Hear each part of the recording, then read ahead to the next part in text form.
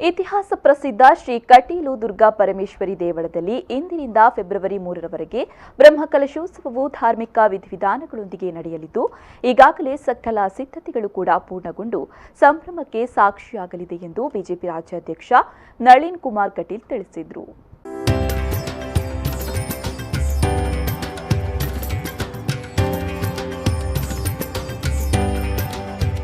ಅವರು ಶ್ರೀ ಕ್ಷೇತ್ರ ಕಟೀಲಿನಲ್ಲಿ ಬ್ರಹ್ಮಕಲಶೋತ್ಸವದ ಸಕಲ ಸಿದ್ಧತೆಗಳ ಕುರಿತು ಮಾಹಿತಿಯನ್ನ ನೀಡಿದರು. ಕರಾವಳಿಯ ಪ್ರಸಿದ್ಧ ಕ್ಷೇತ್ರವಾದ ಕಟೀಲಿನಲ್ಲಿ ಇಂದಿನಿಂದ ಬ್ರಹ್ಮಕಲಶೋತ್ಸವವು ಫೆಬ್ರವರಿ 3ರವರೆಗೆ ನಡೆಯಲಿದೆ. ಇಂದಿನಿಂದ ಬ್ರಹ್ಮಕಲಶೋತ್ಸವವು ಅತಿ ವಿಜೃಂಭಣೆಯಿಂದ ನಡೆಯಲಿದೆ. ಈಗಾಗಲೇ ಬ್ರಹ್ಮಕಲಶೋತ್ಸವ ಸಮಿತಿ ವತಿಯಿಂದ ಎಲ್ಲ ರೀತಿಯ ಸಕಲ ಸಿದ್ಧತೆಗಳನ್ನು ಮಾಡಿಕೊಂಡಿದೆ. ಈ ಸಂದರ್ಭ ಭಕ್ತರು ಹೆಚ್ಚಿನ ಸಂಖ್ಯೆಯಲ್ಲಿ ಆಗಮಿಸುವ ಹಿನ್ನೆಲೆಯಲ್ಲಿ ರಾಜ್ಯ ಸರ್ಕಾರದ ಯೋಜನೆಯಲ್ಲಿ ಪೆರ್ಮುದೆಯಿಂದ ರಸ್ತೆಯನ್ನ ಅಗಲೀಕರಿಸಲಾಗಿದೆ. ಕಟೀಲಿನಲ್ಲಿ ಭಕ್ತರ ಮದುವೆಗಳು ಸಾಕಷ್ಟು ಆಗುತ್ತದೆ. ಈ ನಿಟ್ಟಿನಲ್ಲಿಯೂ ಕೂಡ ಯಾವುದೇ ಸಮಸ್ಯೆಗಳು ಆಗದ ನಿಟ್ಟಿನಲ್ಲಿ ರಸ್ತೆಯನ್ನು ಅಗಲೀಕರಿಸಲಾಗಿದೆ ಎಂದು ಸುದ್ದಿಗೋಷ್ಠಿಯಲ್ಲಿ ಮಾಹಿತಿಯನ್ನ ನೀಡಿದ್ರು. ಒಂದಷ್ಟು ಒಳಗಿನ ವ್ಯವಸ್ಥೆ ಅಡಿಯಲ್ಲಿ ಜಾಗಾವಕಾಶಗಳು ಹೆಚ್ಚು ಬೇಕು, ಸ್ಥಳಾವಕಾಶಗಳು ಬೇಕು ಅಂತ ಹೇಳಿರ್ತಕ್ಕಂಥ ಕಂಬಗಳನ್ನೆಲ್ಲ ತೆಗೆದು ಅಗಲೀಕರಣ ಮಾಡತಕ್ಕಂಥ ಕೆಲಸ, ಇರತಕ್ಕಂಥ ಜಾಗದಲ್ಲಿ ಒಂದು ಒಳ್ಳೆಯ ವ್ಯವಸ್ಥೆಗಳನ್ನು ಮಾಡತಕ್ಕಂಥ ಕೆಲಸ ಕಾರ್ಯಗಳಾಗಿದ್ದಾವೆ.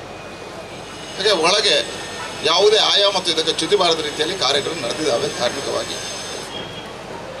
ಎರಡನೇದು, ಹೊರಗೆ ಬಹಳಷ್ಟು ವರ್ಷದಿಂದ ಕಟೀಲಿನಲ್ಲಿ ಬೇಡಿಕೆ ಇರತಕ್ಕಂಥ 2-3 ರಸ್ತೆಗಳ ಅಗಲೀಕರಣ ಇಲ್ಲ. ರಸ್ತೆಗಳು ಬಹಳ ಸಮಸ್ಯೆಯಲ್ಲಿದ್ದಾವೆ. ಇಲ್ಲಿ ಬಂದಾಗ ಮಾರ್ಕೆಟ್ಗೆ ಬಂದಾಗ ಅಂಗಡಿಗಳ ಸಮಸ್ಯೆಗಳು ಎಲ್ಲವೂ ಇತ್ತು. ಆದರೆ ಇಲ್ಲಿ ಕಾನೂನಾತ್ಮಕ ಸಮಸ್ಯೆಗಳಿತ್ತು. ಅಂದರೆ ಸುಮಾರು ಜಾಗಗಳಲ್ಲಿ ಅಂಗಡಿ ದೇವಸ್ಥಾನದ್ದೇ ಆದರೂ ಬಾಡಿಗೆ ಇಟ್ಟಿರ್ತಕ್ಕಂಥದ್ದು ಕಾನೂನು ಕೋರ್ಟ್ ನ್ಯಾಯಾಲಯದ ಮುಖಾಂತರ ಹೋಗಿದ್ದರ ಕಾರಣ ಇದೆಲ್ಲವನ್ನು ತೆರವುಗೊಳಿಸುವುದಕ್ಕೆ 12 ವರ್ಷಗಳ ಸುದೀರ್ಘ ಸಮಯ ಬೇಕಾಯಿತು. ಕಾನೂನಿನ ಹೋರಾಟಗಳನ್ನು ಮಾಡಬೇಕಾಯಿತು. ಇವತ್ತು ಕಾನೂನು ಮತ್ತು ಸ್ವಯಂ ಪ್ರೇರಿತರಾಗಿ ಕೆಲವರೆಲ್ಲ ಅವಕಾಶಗಳನ್ನು ಕೊಟ್ಟಿರುವುದರಿಂದ ಇವತ್ತು ಹೊರಗಿನ ರಸ್ತೆ ಅಗಲೀಕರಣಕ್ಕೆ ಬಹಳ ಇಲ್ಲಿರ್ತಕ್ಕಂಥ ಎಲ್ಲ ನಾಗರಿಕರು ನಮಗೆ ಸಹಕಾರವನ್ನು ಕೊಟ್ಟಿದ್ದಾರೆ. ಈ ಸಂದರ್ಭ ಸುದ್ದಿಗೋಷ್ಠಿಯಲ್ಲಿ ಹರಿನಾರಾಯಣ ದಾಸ ಅಸ್ರಣ್ಣ, ಸನತ್ ಕುಮಾರ್ ಶೆಟ್ಟಿ ಕೊಡೆತೂರು, ಡಾಕ್ಟರ್ ಆಶಾ ಜ್ಯೋತಿ ಮೊದಲಾದವರು ಉಪಸ್ಥಿತರಿದ್ದರು. ಶರತ್ ಸಾಲ್ಯಾನ್, ವಿ4 ನ್ಯೂಸ್ 24/7 ಮಂಗಳೂರು.